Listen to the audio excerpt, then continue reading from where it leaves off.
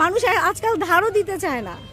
মানে এমন মানবেতর জীবনযাপন করছি, কি করব বলেন, কিছু করার নাই।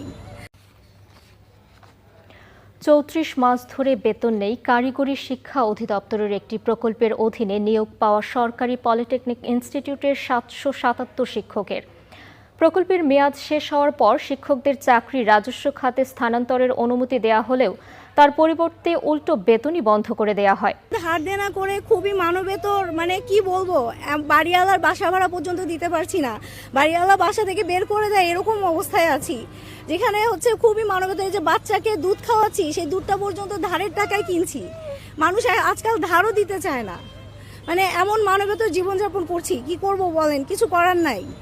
মানে আল্লাহ তাআলা এমন একটা পরিস্থিতিতে এনে ফেলেছে, শিক্ষকতা করতে এসে, সম্মানের পেশায় চাকরি করতে এসে মানে এত অসম্মানিত হতে হচ্ছে এখন।